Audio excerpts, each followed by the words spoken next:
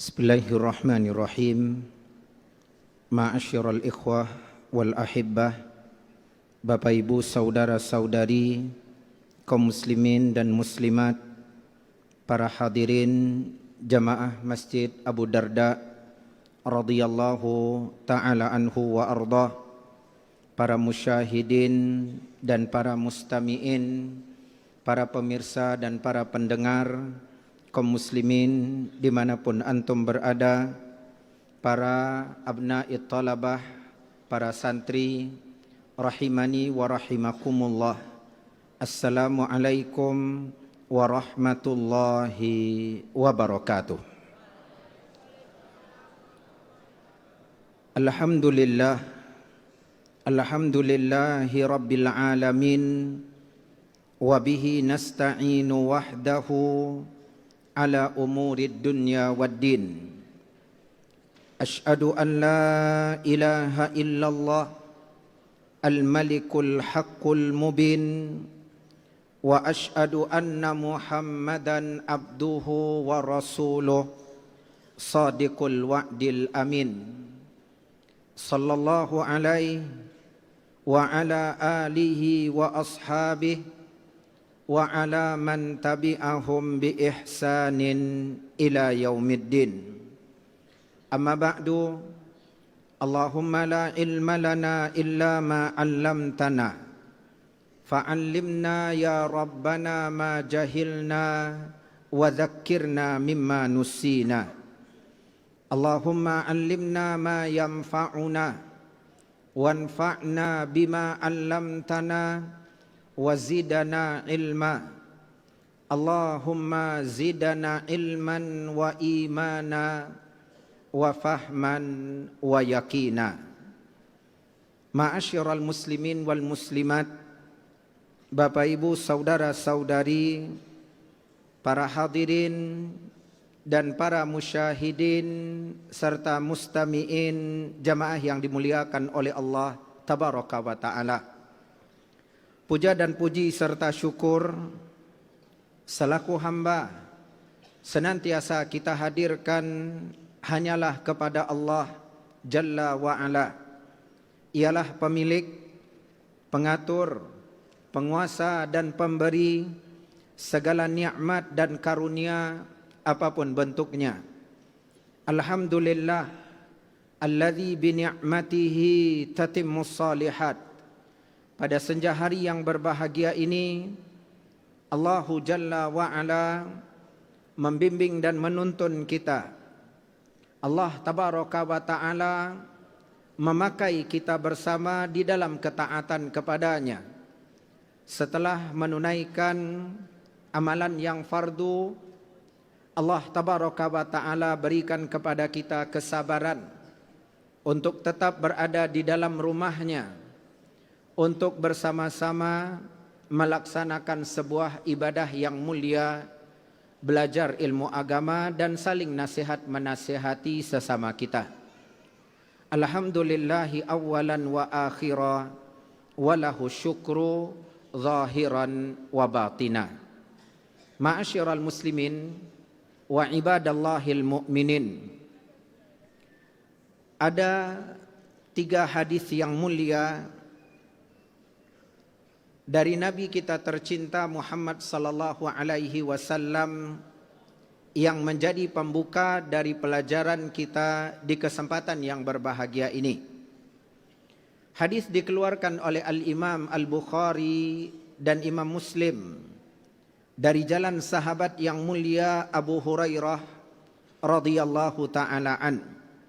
Nabi sallallahu alaihi wasallam telah bersabda, Man shama Ramadhana imanan wahtisaba, ghufira lahu ma taqaddama min dhanbi. Man qama Ramadhana imanan wahtisaba, ghufira lahu ma taqaddama min dhanbi. Man qama lailatal qadar imanan wahtisaba, ghufira lahu ma taqaddama min dhanbi. Barang siapa yang mengerjakan ibadah puasa di bulan Ramadan yang menghidupkan malam Ramadan dengan qiyam dan menghidupkan 10 hari terakhir untuk mendapatkan kemuliaan Lailatul Qadar. 3 amalan yang dia tegakkan, yang dia kerjakan atas dasar imanan wahtisaba, keimanan kepada Allah tabaraka wa taala, dan ihtisab, mengharapkan pahala dan ganjaran dari Allah, maka Allah tabaraka wa taala akan ghufira lahu ma taqaddama min dzambih. Allah akan mengampuni dosanya yang telah berlalu. Hadis yang mulia ini, ma'asyiral muslimin, menjelaskan kepada kita bahwa ibadah-ibadah yang agung dan mulia yang Nabi SAW sebutkan di dalam hadis ini juga berlaku pada semua bentuk ibadah dan taqarrub kepada Allah. Hendaknya dikerjakan atas pondasi keimanan. Makna imanan adalah seseorang meyakini bahwa ibadah yang ia kerjakan adalah perintah dari Allah. Makna imanan, ia meyakini dengan hati, ia menyatakan dengan lisan, dan ia membuktikan dengan seluruh anggota badan bahwa apa yang Allah perintahkan kepadanya, apakah itu ibadah puasa yang difardukan di siang Ramadan, atau ibadah yang dianjurkan qiyam Ramadan di malam harinya, atau memperbanyak ibadah di 10 hari terakhir dari bulan Ramadan untuk mendapatkan keutamaan Lailatul Qadar, maka dia kerjakan karena yakin ini perintah dari Allah. Ini adalah perkara yang Allah cintai, yang Allah Azza wa Jalla ridai. Dia akan berikan ketundukannya, kepatuhannya. Dia akan kerahkan segala tenaga, usaha dan upaya. Dia akan letih, lelah, bahkan berdarah-darah untuk Allah. Ini adalah iman. Kemudian ihtisab, dia kerjakan karena berharap pahala dari Allah Azza wa Jalla. Ikhlas, bukan sanjungan, bukan pujian. Dia tidak sedang melakukan ibadah untuk unjuk kebolehan, untuk pamer kekuatan, tetapi dia kerjakan ibadah karena mengharapkan ganjaran dan pahala yang Allah Jalla wa'ala telah janjikan. Kaum muslimin, jamaah yang dimuliakan oleh Allah tabaraka wa ta'ala. Al-Imam Al-Khattabi rahimahullah berkata, yang dimaksudkan ihtisab dalam hadis di atas tadi adalah ketika seorang berpuasa dengan niat untuk mengharapkan pahala dan ganjaran dari Allah Azza wa Jalla semata. Jika seseorang niatnya demikian, maka akan tampak dia tidak akan merasa berat, dia tidak akan merasa lama dalam menjalani ibadah puasa.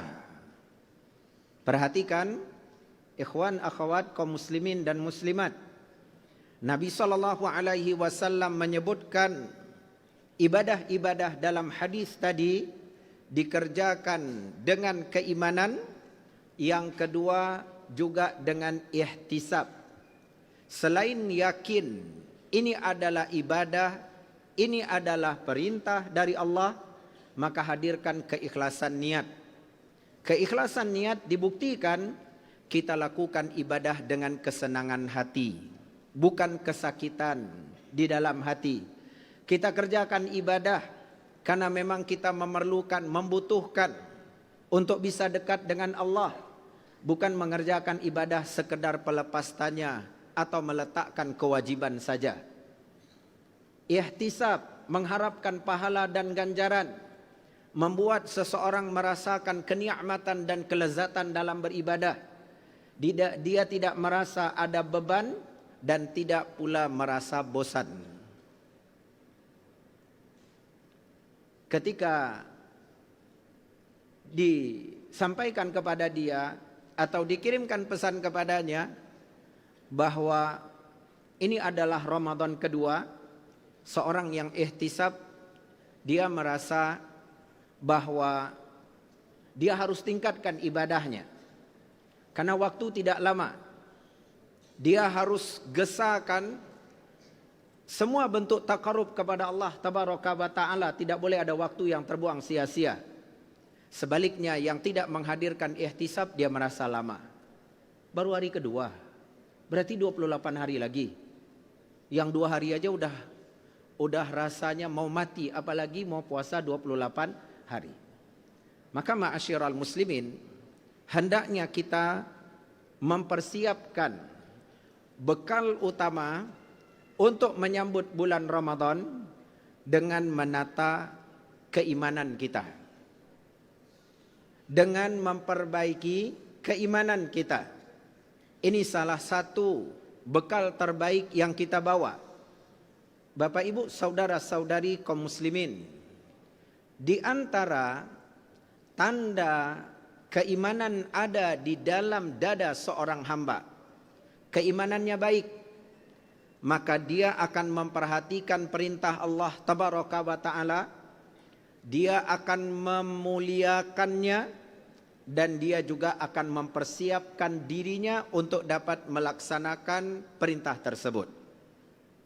Bila tidak, maka dikhawatirkan selain keimanannya sedang melemah, dalam keadaan bermasalah, atau wal iyadzubillah, benih-benih kemunafikan jangan-jangan mulai tumbuh di dalam hatinya. Kaum muslimin, di dalam surat At-Taubah ayat 46, Allah Jalla sya'nuhu wa azzasmuhu telah menjelaskan di antara tanda-tanda kemunafikan, di antara sifat dan perangai buruk orang-orang munafik, mereka tidak memuliakan perintah Allah, mereka tidak mempersiapkan diri untuk mengerjakan perintah Allah, mereka berlalai, menunda, dan tidak memiliki motivasi dan semangat untuk mengerjakan perintah Allah. Walau aradul khuruja la'addu lahu uddah. Sekiranya mereka orang-orang munafik benar-benar mau keluar berjihad di jalan Allah, sudah pasti mereka akan menyiapkan segala sesuatu yang diperlukan. Mereka siapkan makanan, mereka siapkan persenjataan, segala sesuatu yang dibutuhkan, baik dalam perjalanan dan juga di medan pertempuran. Akan tetapi yang tampak kaum muslimin, mereka tidak demikian. Enggak ada perhatian, padahal yang menyampaikan seruan untuk berjihad Nabi tercinta Muhammad sallallahu alaihi wasallam. Ibadah yang agung dan mulia, jihad fisabilillah. Kemudian menjadi istimewa, jihadnya dikerjakan bersama Nabi tercinta Muhammad sallallahu alaihi wasallam. Di atas kemuliaan dan keutamaan ini sama sekali tidak menyilaukan mata orang-orang munafik dan tidak pula menggetarkan hati mereka. Mereka sibuk di kebun, di ladang, mereka bersantai-santai di rumahnya sampai pasukan kaum muslimin berangkat. Maka ma'asyiral muslimin, Allah pun memberikan hukuman, memberikan sanksi kepada mereka. Allah Jalla wa'ala mengatakan, karihallahum bi'asahum. Allah tidak menyukai keikutsertaan mereka. Allah Tabaraka wa Ta'ala tidak menyukai keberadaan mereka di tengah barisan atau di tengah-tengah pasukan kaum muslimin. Fasabbatahum, kemudian Allah matikan motivasi dan semangat dalam diri mereka. Wa qila qu'udu ma'al qa'idin, dikatakan kepada mereka, duduklah kalian di kota Madinah bersama orang-orang yang tidak berjihad. Kaum muslimin, ayat ini meskipun di dalamnya Allah tabaraka wa taala menyebutkan tentang jihad fisabilillah, namun para ulama membawakan ayat ini, menyitir ayat yang mulia ini sebagai pesan berharga bahwa ketika seseorang tidak memuliakan perintah Allah, tidak mengagungkan syiar Allah, tidak mempersiapkan diri untuk melakukan perintah Allah, maka dikhawatirkan ia akan mendapatkan sanksi dan hukuman dari Allah. Sanksi dan hukuman yang tidak terlihat, di mana Allah tabaraka wa ta'ala tidak memakai dia di dalam kebaikan. Maknanya dia tidak sedang melakukan kebaikan, tapi sedang terpuruk di dalam keburukan. Allah matikan motivasi dan semangat dalam dirinya. Dia nggak punya ghirah, nggak punya semangat, nggak punya keinginan. Tidak ada di dalam hatinya kecemburuan kepada kaum muslimin yang sedang giat dan semangat beribadah. Kaum muslimin, Bapak Ibu, saudara-saudari jamaah yang dimuliakan oleh Allah tabaraka wa taala. Musibah di atas musibah, bila sanksi dan hukuman ini menimpa dan mengena kita, dan kita sedang berada di musim-musim ketaatan, apalagi ketika sedang berada di bulan Ramadan. Allah Jalla wa'ala tidak menyukai keberadaan kita di dalam kebaikan. Kita memahami kita berada di hadapan dua pilihan. Kalau tidak sedang melakukan kebaikan, kita pasti sedang sibuk melakukan keburukan. Ketika Allah tidak pakai kita dalam kebaikan, berarti Allah tinggalkan. Khuzlan, Allah tinggalkan kita. Allah Jalla wa'ala tak pedulikan kita.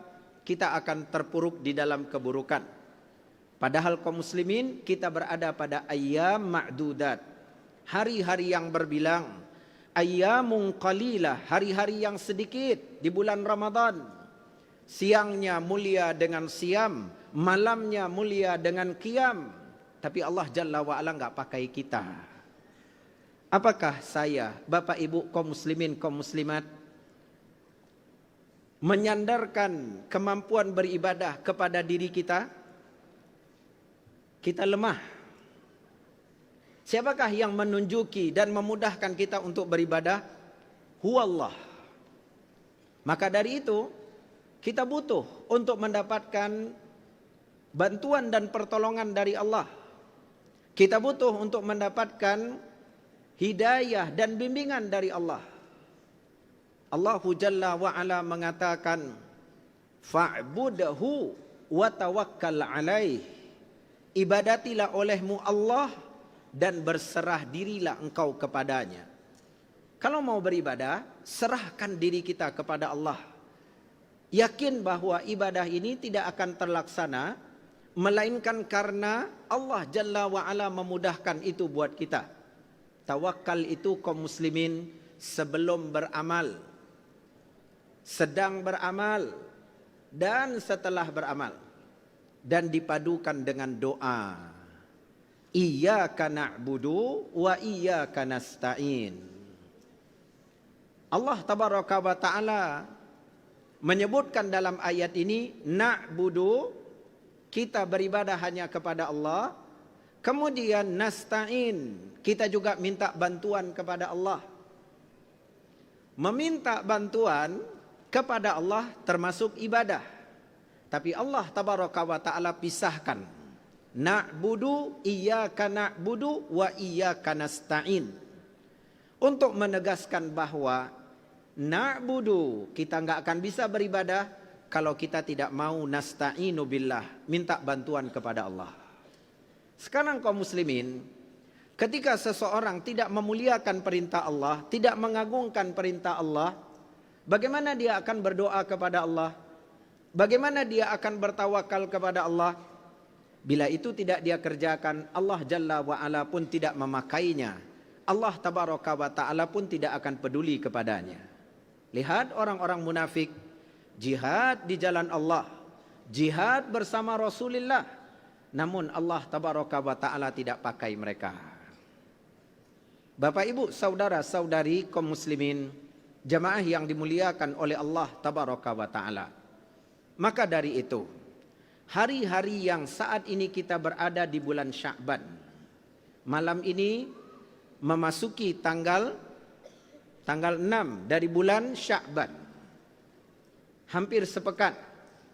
Bila hendak memperbaiki, menata dan menyiapkan iman, bekal yang akan kita bawa untuk menyambut dan menjamu tamu agung bulan Ramadan, maka persiapannya dilakukan dari sekarang. Persiapannya dilakukan dari sekarang. Oleh karena itu, ma'asyiral muslimin, kita akan menukilkan beberapa poin dalam pertemuan ini yang disebutkan oleh Syekh Abdul Razak hafizahullah ta'ala wa ra'ahu dalam risalah yang beliau susun berjudul Asbabu Ziyadatil Iman wa Nuqsanih. Faktor-faktor bertambahnya iman dan berkurangnya iman.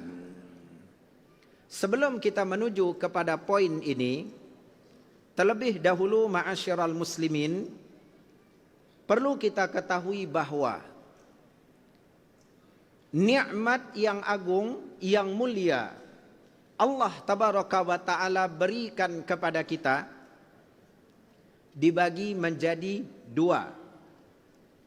Ada nikmat yang bersifat zahirah, yang nampak. Ya, di antara yang nampak adalah bagaimana Allah menyempurnakan penciptaan kita. Alhamdulillah, kita memiliki kepala, memiliki mata, tangan, kaki. Ini di antaranya. Nikmat Allah Tabaraka wa Ta'ala yang nampak, alhamdulillah, ketika kita lapar kita memiliki makanan, ketika kita haus di dekat kita ada minuman, nikmat yang nampak. Nikmat yang tidak nampak, ma'asyiral muslimin, di antaranya adalah iman. Allah Tabaraka wa Ta'ala juga menjadikan nikmatnya terbagi kepada dua. Dari sisi peruntukan, kepada siapa ini diberikan? Ada nikmatun ammah, nikmat yang bersifat umum. Allah berikan kepada semua, yang beriman dan yang tidak beriman. Bahkan ma'asyiral muslimin, kita melihat mereka yang tidak beriman, ada yang Allah Tabaraka wa Ta'ala lebihkan rezeki buat mereka. Ada yang Allah berikan kekayaan kepada mereka. Di saat yang sama kita melihat orang-orang yang beriman, alhamdulillah berada dalam kecukupan. Kalau memiliki harta tapi tidak sebanyak yang dimiliki oleh orang-orang yang tidak beriman. Ini semua ujian. Adakah kita berburuk sangka kepada Allah? Adakah kita mau mensyukuri nikmat dan karunia yang Allah telah berikan kepada kita? Ini nikmat umum. Yang beriman dapat, yang tidak beriman juga dapat. Nikmat yang kedua, nikmatun khassah. Nikmat khusus. Allah tidak berikan kecuali kepada orang-orang yang Allah kehendaki. Allah tidak anugerahkan kecuali kepada hamba-hamba pilihan. Di antara nikmat khassah adalah nikmat Islam. Di antaranya adalah nikmat iman. Ma'asyiral muslimin, jamaah yang dimuliakan oleh Allah Tabaraka wa Ta'ala. Di dalam surat Al-Hujurat, ayat yang ke-7, Allah Jalla wa'ala telah berfirman, "Walakinnallaha habbaba ilaikumul iman wa zayyanahu fi qulubikum wa karraha ilaikumul kufra wal fusuqa wal isyan ulaika humur rasyidun." Akan tetapi Allah menjadikan kalian mencintai iman. Kita mencintai nikmat iman, kita ingin memelihara, menjaganya, kita ingin berusaha mensyukuri nikmat iman. Kemudian kata Allah, Allah jadikan iman itu menghiasi hati kalian. Zayyanahu fi qulubikum. Iman itu adalah zinatul qalb, perhiasan buat hati. Dan tanda iman kita baik, Allah tabaraka wa ta'ala katakan, karraha ilaikumul kufra wal fusuqa wal isyan. Kalian dijadikan tidak menyukai al-kufra, kekufuran, al-fusuqa, kefasikan, al-isyan, kemaksiatan. Berarti tanda iman kita baik, kita mencintai Islam, kita mencintai iman, kita mencintai ketaatan. Di saat yang sama kita membenci kekufuran, kefasikan, dan kemaksiatan. Bila kondisi dan keadaannya terbalik, maka dikhawatirkan iman kita dalam keadaan bermasalah. Kita benci dengan keislaman, kita benci dengan keimanan, kita benci dengan ketaatan. Sebagai contoh, ada yang merasa susah dengan dekatnya ketibaan bulan Ramadan. Ada yang merasa tidak suka dalam menjalani ibadah puasa, walaupun dia tidak sampai ke tingkat mengingkari kewajiban berpuasa, tapi ada rasa tidak senang, tidak suka dalam hatinya. Tapi apa daya, Ramadan bulan puasa, semua orang puasa. Nggak enakan kalau dia nggak puasa, malu dengan manusia. Akhirnya secara terpaksa dia kerjakan. Kemudian di antara iman juga berada dalam keadaan bermasalah ketika dia sama sekali tidak mengingkari kekufuran, sama sekali tidak membenci kefasikan, dan dia malah menyenangi kemaksiatan.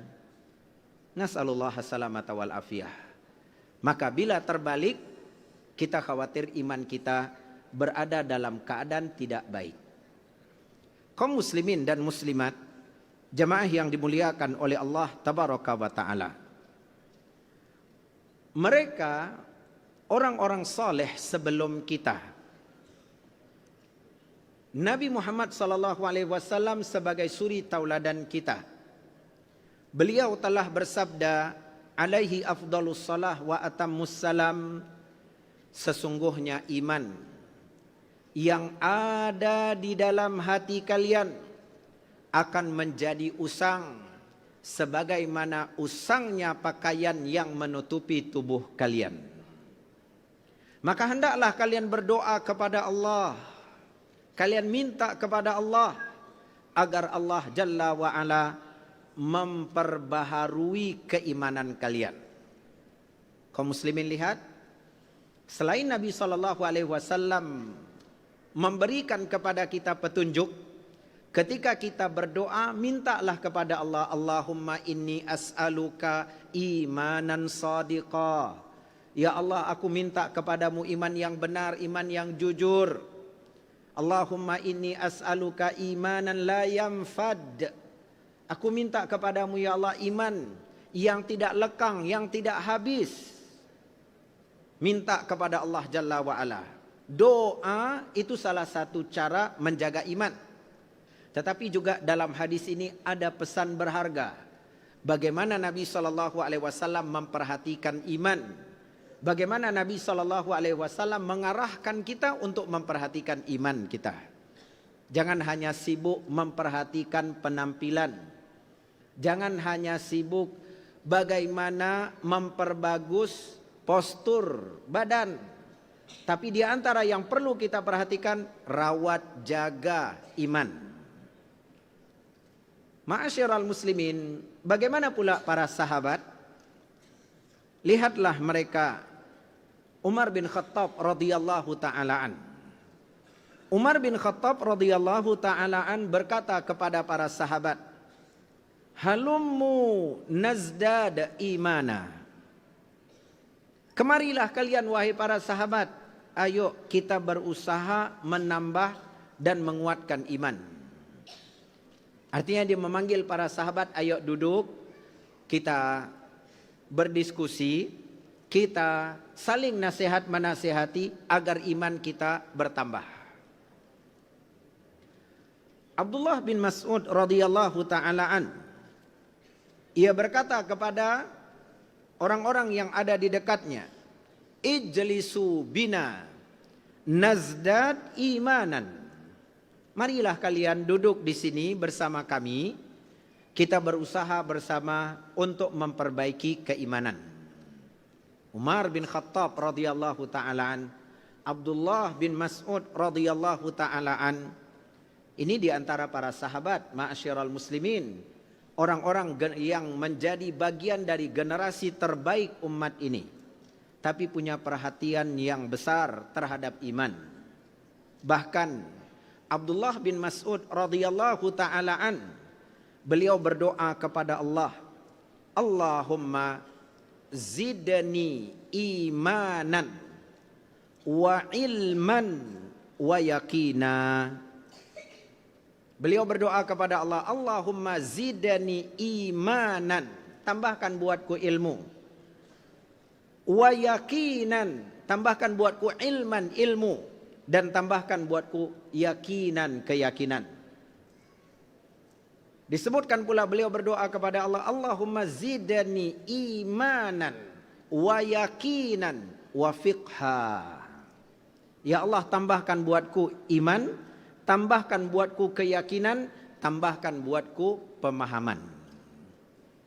Maka kita pun berdoa kepada Allah, Allahumma zidna ilman wa imanan wa fahman wa yakina. Kita juga minta 4. Ya Allah, tambahkan buat kami ilmu, tambahkan buat kami iman, tambahkan buat kami pemahaman, tambahkan buat kami keyakinan.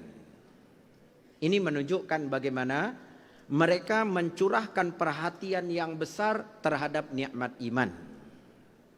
Lalu ma'asyiral muslimin, jamaah yang dimuliakan oleh Allah tabaraka wa ta'ala, 2 perkara penting ini kita sebutkan sebelum kita mendengar azan solat isya dikumandangkan. Al-Allamah Abdurrahman ibn Nasir As-Sa'di rahimahullah berkata, kewajiban setiap hamba terhadap imannya itu dilakukan dengan memperhatikan 2 perkara. Kalau benar-benar kita bersyukur atas nikmat iman, ingat ini menjadi kewajiban bagi setiap kita. Perhatikan 2 perkara. Yang pertama, seseorang berusaha mentahqiq imannya. Mentahqiq maksudnya menegakkan keimanan dengan benar. Bagaimana menegakkan iman dengan benar? Yang pertama kata beliau, ilman. Dia harus bekali diri dengan ilmu. Yang kedua, amal. Dia harus iringi ilmu dengan amal. Yang ketiga, dia harus senantiasa memperbaiki keadaan. Artinya ketika dia berada dalam kemalasan, dia harus tegak, bangkit untuk mengembalikan kegigihan dan kesungguh-sungguhan. Ketika dia tergelincir berbuat dosa, dia tidak berlama-lama, tapi bangkit untuk segera kembali kepada Allah dengan istighfar dan taubatnya. Intinya, poin pertama, menegakkan keimanan dengan benar. Dan itu berdiri di atas 3 pilar. Keyakinan dalam hati, ucapan dengan lisan, dan pembuktian dengan seluruh amalan. Taib. Yang kedua, mempelajari faktor-faktor yang menambah keimanan dan faktor-faktor yang dapat melemahkan keimanan. Kita akan fokus pada poin kedua setelah mendengarkan azan salat isya dikumandangkan. Wallahu ta'ala a'la wa a'lam bis-shawab. Allahu akbar, Allahu akbar. Allahu akbar,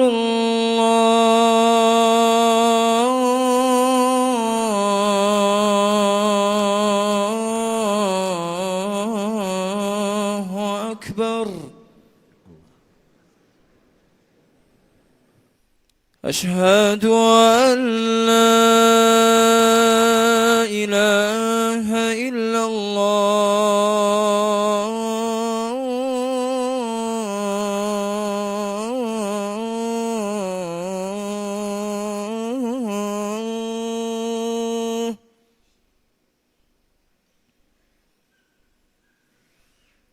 أشهد أن لا إله إلا الله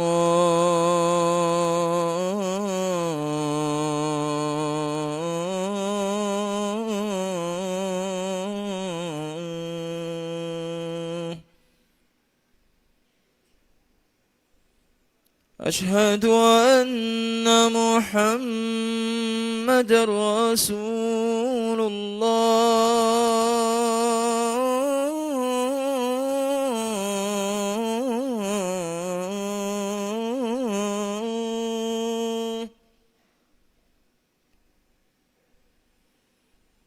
أشهد أن محمد رسول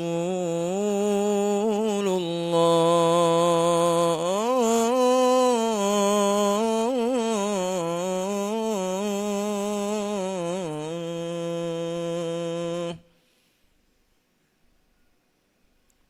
حي على الصلاة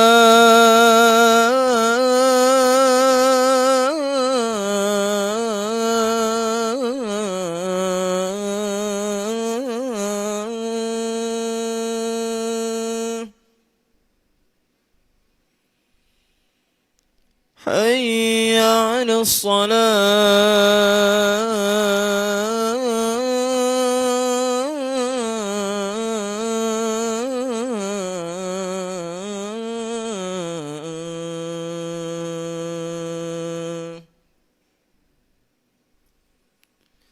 حي على الفلاح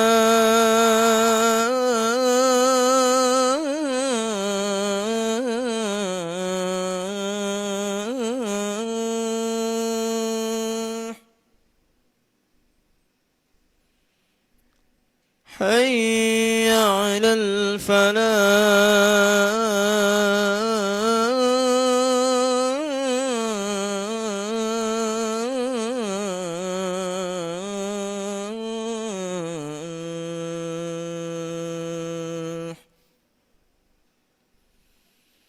الله أكبر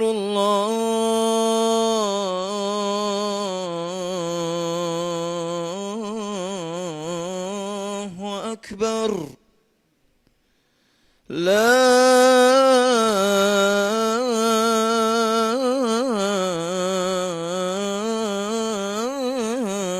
إله إلا الله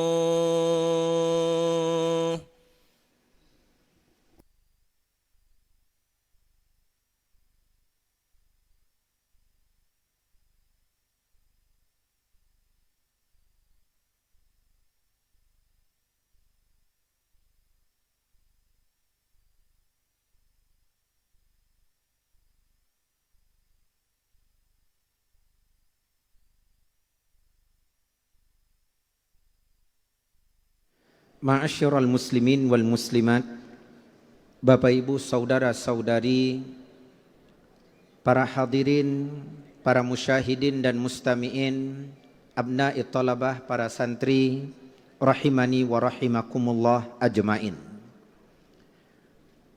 Telah kita sebutkan bahwa dua perkara yang perlu diperhatikan oleh setiap mukmin di dalam mensyukuri nikmat iman. Yang pertama, ia berusaha menegakkan keimanannya dengan tahqiqan sahiha, penegakan yang benar.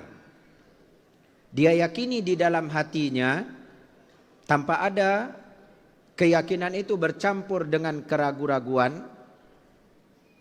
Dia ucapkan dengan lisannya dengan penuh kejujuran tanpa ada kedustaan, dan dia buktikan dengan seluruh anggota badan bahwa ia adalah seorang yang beriman. Allah tabaraka wa ta'ala ma'asyiral muslimin menjadikan 3 perkara yang kita sebutkan ini sebagai ungkapan tentang iman. Allah tabaraka wa ta'ala menyebutkan di dalam surat Al-Hujurat, walamma yadkhulil imanu fi qulubikum. Tak kala iman itu masuk ke dalam hati kalian. Maka para ulama mengatakan ini menunjukkan bahwa iman itu di dalam hati. Surat Al-Hujurat ayat yang ke-14. Kemudian Allah tabaraka wa ta'ala menyebutkan di dalam surat Al-Baqarah ayat 136. Qulu amanna billahi wa ma unzila ilaina ila akhiril ayah. Kata Allah tabaraka wa ta'ala, ucapkan oleh kalian bahwa kami beriman kepada Allah dan apa yang diturunkan kepada kami. Allah perintahkan untuk membuktikan kebenaran iman, ucapkan amanna billah. Kemudian di dalam surat yang sama, surat Al-Baqarah ayat 143, dalam peristiwa perubahan kiblat, Allah tabaraka wa ta'ala berfirman, wa ma kana Allahu liyudhi'a imanakum. Allah tabaraka wa ta'ala sama sekali tidak menyia-nyiakan iman kalian. Iman yang dimaksudkan dalam ayat ini adalah salatakum, salat kalian. Allah menamakan salat dengan iman. Dan kita mengetahui bersama salat itu adalah amalan badan.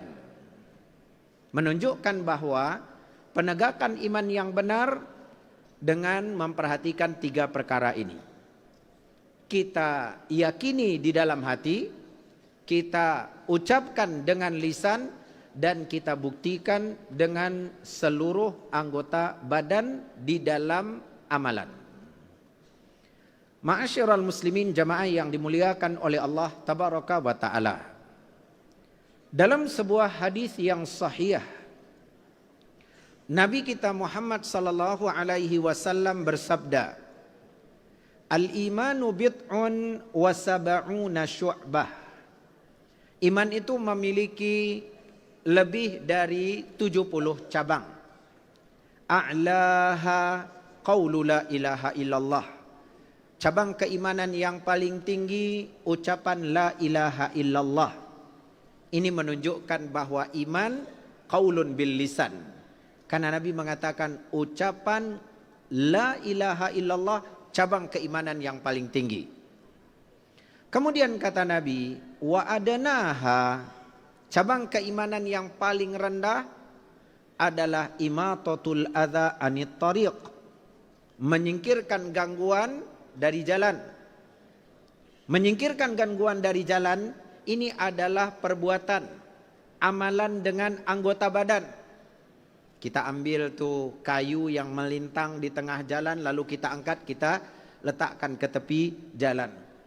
Kita melihat sebagai contoh, barangkali ada genangan air di teras masjid, maka tidak perlu menunggu ya adanya petugas atau ya bagian kebersihan. Namun dengan dorongan iman kita cari kain, kemudian kita lap, sehingga siapapun yang lewat, baik dari kalangan para santri ataupun dari jemaah yang datang sholat ke masjid ini, mereka tidak terpeleset, tidak terjatuh. Itu iman, amalan dengan anggota badan.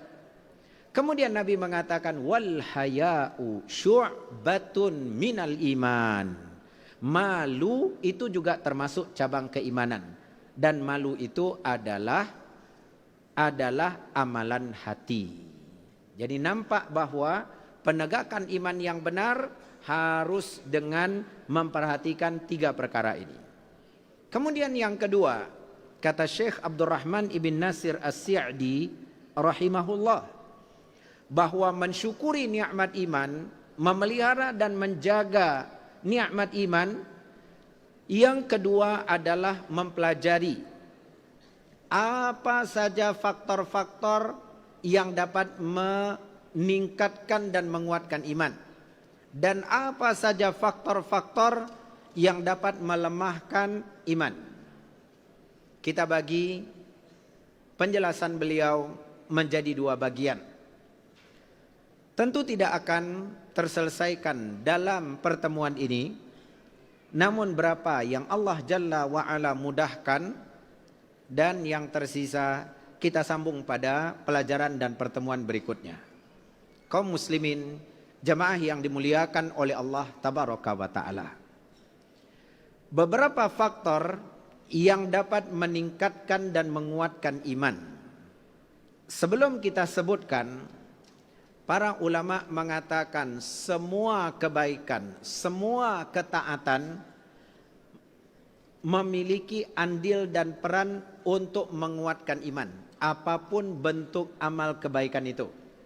Selama Allah perintahkan kita ini baik, kerjakanlah, maka ia punya andil dan peran untuk memperbaiki iman, untuk menguatkan iman secara umum. Semua ibadah, semua amal soleh. Namun perkara-perkara yang akan kita dengarkan bersama ini bisa dikatakan yang paling cepat, yang paling besar perannya, ya. Ibaratnya ma'asyiral muslimin, ini adalah perkara-perkara yang apabila langsung kita kerjakan maka akan terasa pertambahan iman. Perkara-perkara tersebut yang pertama adalah mempelajari ilmu agama. Mempelajari ilmu agama. Kita akan rinci nanti setelah menyebutkan perkara-perkara yang dapat menambah keimanan. Yang pertama, belajar ilmu agama. Yang kedua,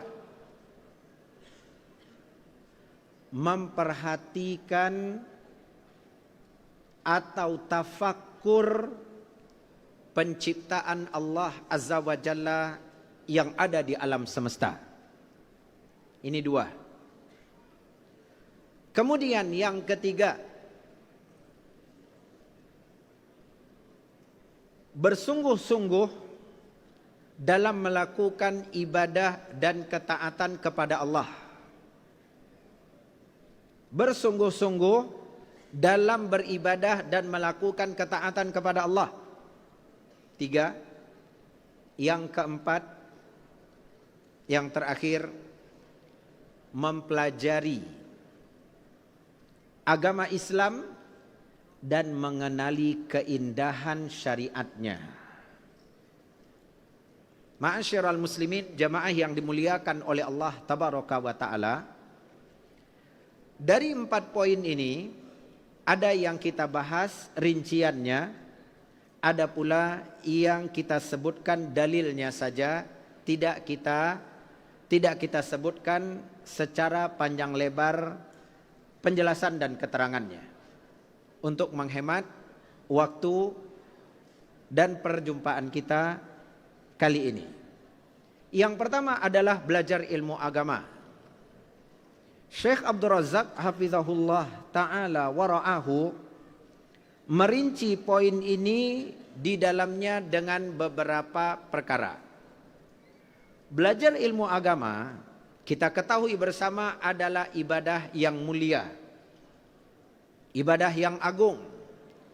Betapa banyak di dalam Al-Quran Allah Tabaraka wa Ta'ala menyebutkan iman, dan Allah sebutkan bersamaan dengan itu ilmu. Memahamkan bahwa kalau ingin iman yang baik, kita harus belajar ilmu agama. Ilmu yang baik akan menghasilkan iman yang baik. Di antaranya ayat yang masyhur, selalu kita dengar disampaikan, agar tumbuh keikhlasan dan semangat di dalam diri ketika kita belajar ilmu agama. Allah berfirman di surat Al-Mujadilah ayat yang ke-11. yarfa'illahu alladhina amanu minkum walladzina utul ilma darajat. Allah tabaraka wa ta'ala mengangkat derajat kedudukan orang-orang yang beriman di antara kalian. Allah katakan bukan hanya beriman tapi juga utul ilma, belajar ilmu agama. Darajat dengan beberapa derajat. Para ulama menyebutkan bahwa ada orang yang Allah muliakan dengan nikmat iman. Alhamdulillah. Asbahu mu'minin. Mereka jadi orang-orang yang beriman. Mereka punya kemuliaan, mereka punya keutamaan. Naam. Tapi tidak semua orang-orang beriman yang Allah Jalla wa'ala berikan taufik untuk belajar ilmu agama, untuk mengerti dan paham ilmu agama.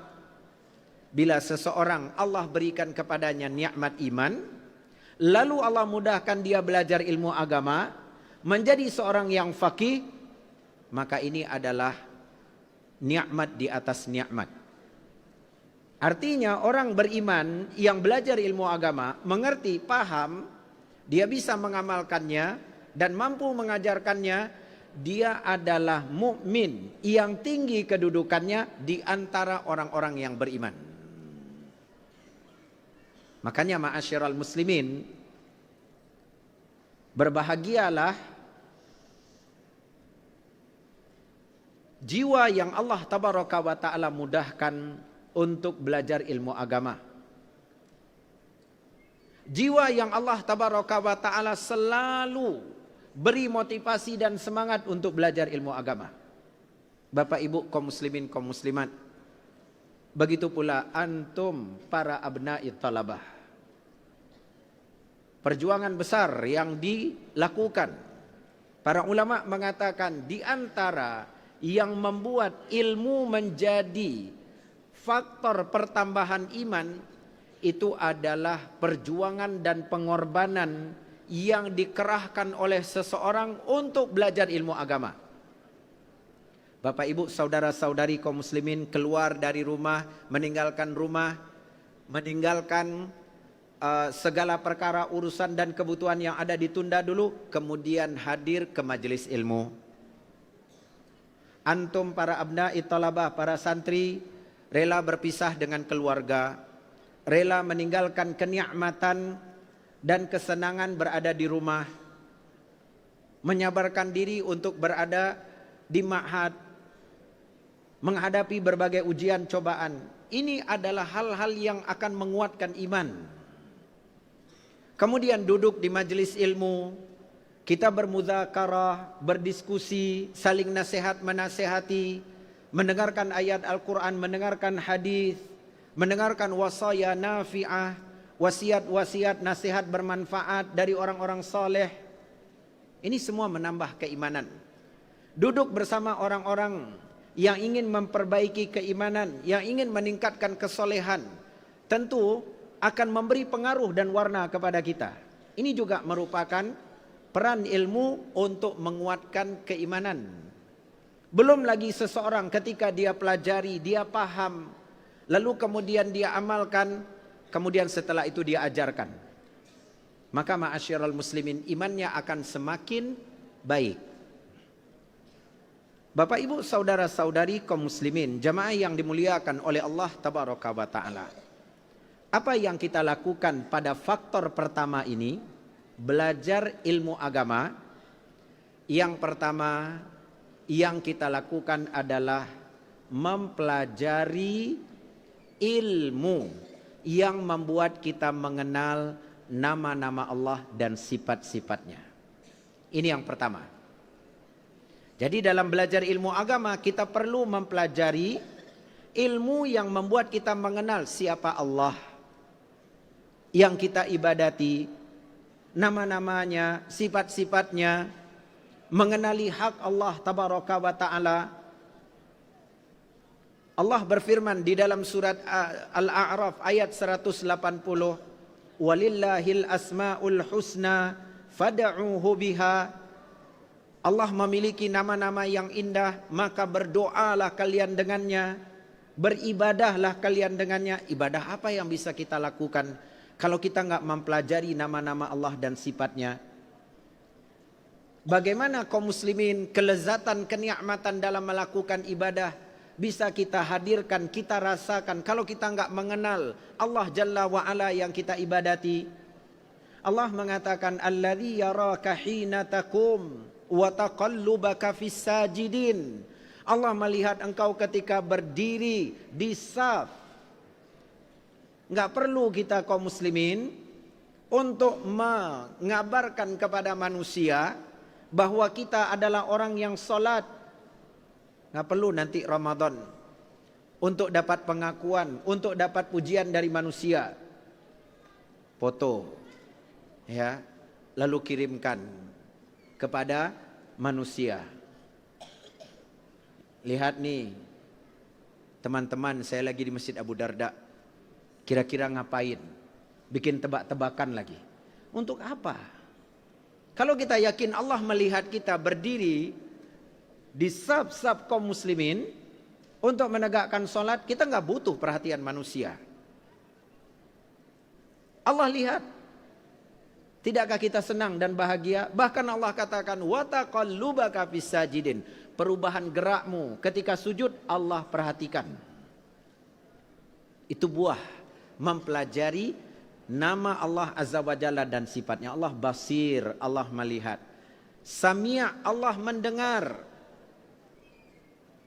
Kemudian yang kedua, setelah mempelajari nama Allah dan sifatnya, yang kita lakukan dalam belajar ilmu agama, mempelajari kitabullah, Al-Quranul Karim.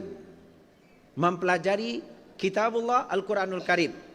Membacanya, kemudian menghafalkannya, kemudian memahami makna dan kandungannya, kemudian berusaha mengamalkan.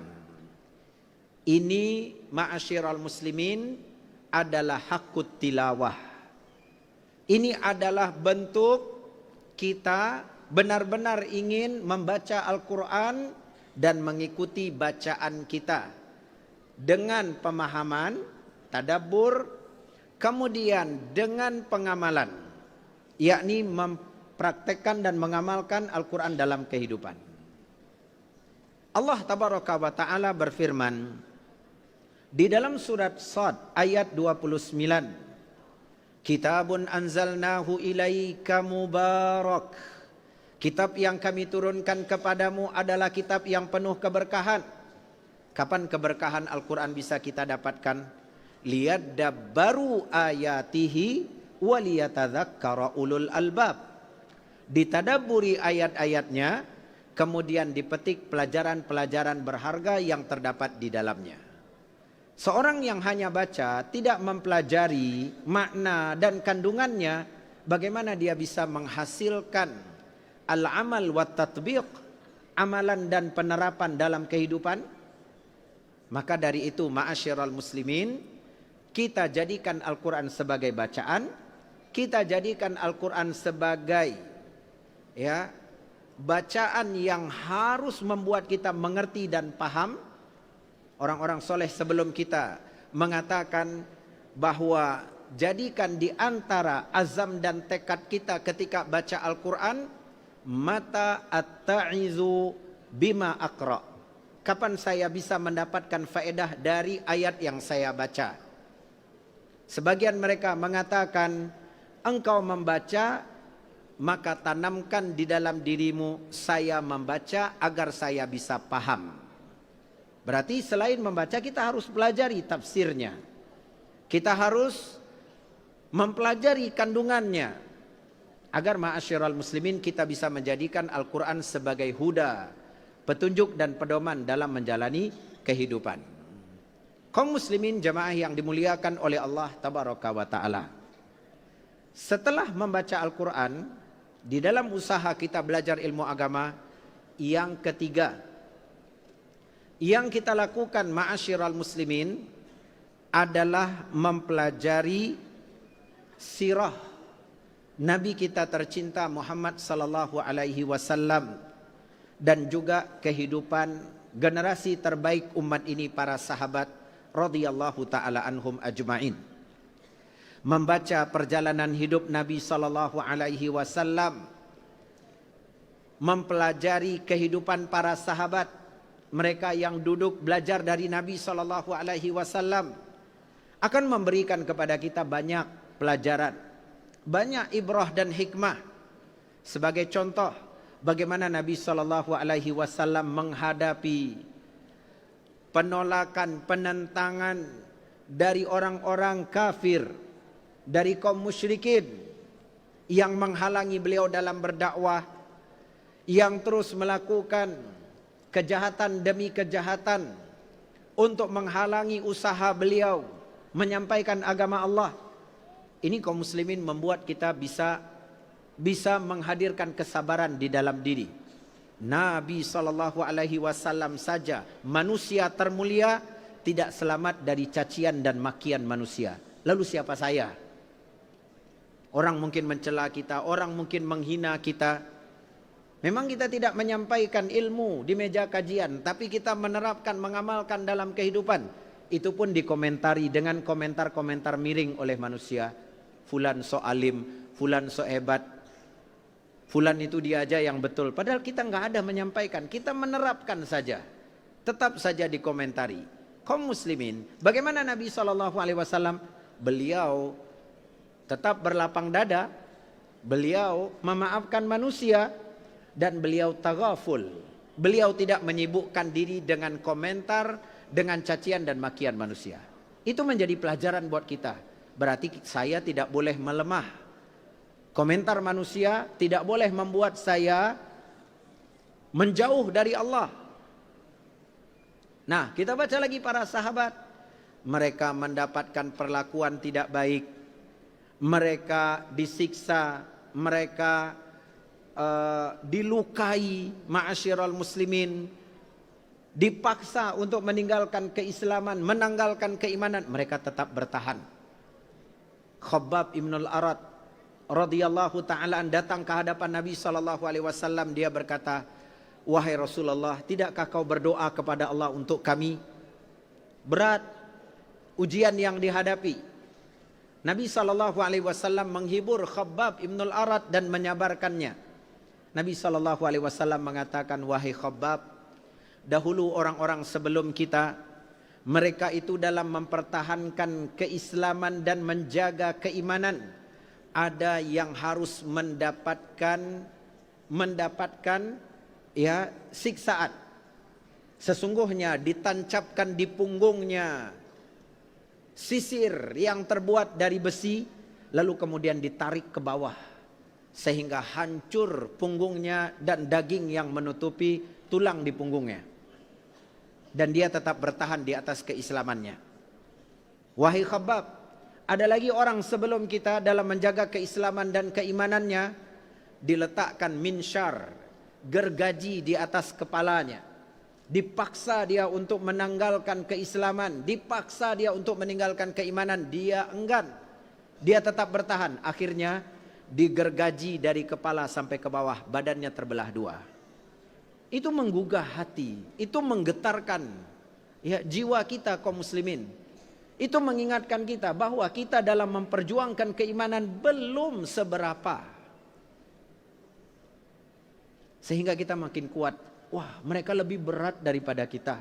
Mereka bertahan. Kenapa kita ujiannya tidak seberat mereka, tapi memilih untuk menanggalkan iman? Maka ma'asyiral muslimin, pelajarilah sirah Nabi SAW dan para sahabat serta orang-orang yang mengikuti mereka dengan baik.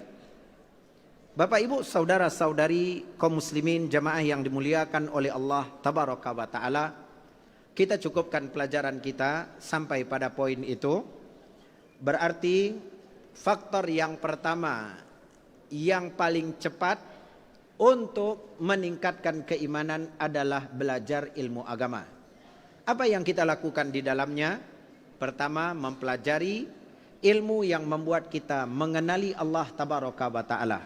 Belajar tentang nama-nama Allah dan sifat-sifatnya. Kemudian yang kedua, kita mempelajari kitabullah Al-Quranul Karim. Baik membaca, memahami makna dan kandungannya, kemudian menerapkan dan mengamalkan dalam kehidupan. Dan yang ketiga, mempelajari sirah Nabi kita tercinta, para sahabat, dan orang-orang yang mengikutinya dengan baik. Bapak Ibu, saudara-saudari kaum muslimin jamaah yang dimuliakan oleh Allah Tabaraka wa Ta'ala, ada satu pertanyaan yang disampaikan kepada kami. Mohon izin kita jawab secara ringkas pertanyaan ini. Assalamualaikum Ustaz. Waalaikumsalam. Izin bertanya, kalau rasanya ada malas mengerjakan sholat sunnah dan malas juga angkat tangan untuk berdoa antara azan dan iqamah, apakah itu termasuk tanda iman berkurang? Jazakallahu khairan Ustaz min talib, dari santri. Naam, barakallahu fik bunai. Kaum muslimin jamaah yang dimuliakan oleh Allah Tabaraka wa Ta'ala, apa yang ditanyakan ada beberapa poin yang kita mohon taufik kepada Allah Tabaraka wa Ta'ala untuk memudahkan kita menjelaskan. Yang pertama, ingat para ulama membagi iman itu ada iman wajib, ada iman mustahab. Apa maksudnya? Iman wajib itu mengerjakan perkara-perkara yang Allah perintahkan dan diwajibkan kepada kita. Nah, ini kalau tidak kita kerjakan berarti kita akan mendapatkan sanksi dan hukuman.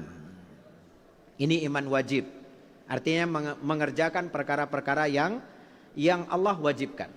Sedangkan iman mustahab disebut oleh para ulama, yakni seorang itu berusaha meningkatkan dan menguatkan imannya dengan mengerjakan perkara-perkara yang Allah anjurkan, perkara-perkara yang disunnahkan.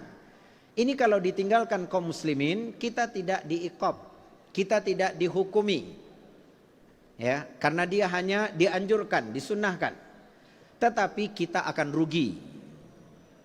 Oleh karena itu ketika ditanyakan apakah itu tanda iman berkurang? Naam, ya, tanda iman melemah. Tetapi ma'asyiral muslimin juga bertingkat-tingkat. Artinya lemah karena tidak punya motivasi dan semangat untuk menambah amalan yang fardu dengan amalan yang sunnah. Kena sanksi? Tidak, tapi rugi. Karena hamba yang fardu dia kerjakan lalu dia iringi dengan yang sunnah, ini disebut sebagai sabiqun bil khairat. Hamba yang berlomba-lomba dalam melakukan kebaikan, tentu dia akan dapat pahala jauh lebih banyak. Sedangkan yang mencukupkan dengan yang fardu, tidak mengiringi dengan yang sunnah, Allah Tabaraka wa Ta'ala sebut sebagai muktasid, hamba yang bersahaja. Dah yang fardu aja, yang sunnah enggak begitu diperhatikan. Kalaupun dilakukan tidak aktif, tidak disiplin. Maka kita berusaha di antara usaha menjaga iman kita, yang fardu udah kita kerjakan ini, biar makin kuat, makin kokoh, derajat kita pun makin tinggi, kita tambah dengan amalan-amalan yang dianjurkan. Kemudian yang kedua, pertanyaannya masih di dalam pertanyaan yang sama, apakah tidak mengangkat tangan berdoa antara azan dan iqamah ini juga termasuk tanda lemahnya iman? Yang tepat, tidak mau berdoa atau enggan berdoa atau lalai berdoa, ya, itu tanda lemahnya iman. Karena dia merasa ya dia mampu dengan dirinya, padahal kalau dia berdoa kepada Allah, dia pasti akan lebih giat, dia pasti akan lebih semangat, dia pasti akan lebih mudah dalam beribadah. Maka tidak berdoanya. Kalau ngangkat tangannya, ma'asyiral muslimin, maka ini perkaranya lain. Karena para ulama menjelaskan, pada waktu ya yang Nabi SAW tidak perintahkan dan tidak mencontohkan untuk mengangkat tangan, maka la haraj, tidak ada masalah. Kita berdoa angkat tangan atau tidak, itu tidak ada masalah. Di antaranya antara azan dan iqamah. Yang mau berdoa mengangkat tangan silakan, yang tidak berdoa, yang berdoa dengan tidak mengangkat tangan juga tidak mengapa. Ya, yang penting ketika dia mengerjakan sholat sunnah, karena kebetulan antara azan dan iqamahnya panjang, kenapa dia tidak manfaatkan sujudnya ketika sholat sunnah, perpanjang dengan doa. Tasyahud akhirnya dia panjangkan ya dengan doa. Adapun waktu yang masih tersisa, kalau dia mau lanjut doa silakan. Dia tidak lanjut berdoa, dia bisa lanjutkan dengan zikir, tilawah Al-Quran dan yang lainnya. Demikian ma'asyiral muslimin, semoga bermanfaat buat kami apa yang telah kita dengarkan bersama. Kemudian bermanfaat bagi Bapak Ibu saudara-saudari kaum muslimin semua. Yang benar dari Allah tabaraka wa ta'ala, yang keliru dan salah datangnya dari kelemahan jiwa dan keterbatasan ilmu kami yang ada. Semoga Allah Jalla wa'ala mengampuni dan memaafkan segala dosa dan kesalahan kita. Barakallahu fikum jami'an wa jazakumullahu khaira. Wassalamualaikum warahmatullahi wabarakatuh.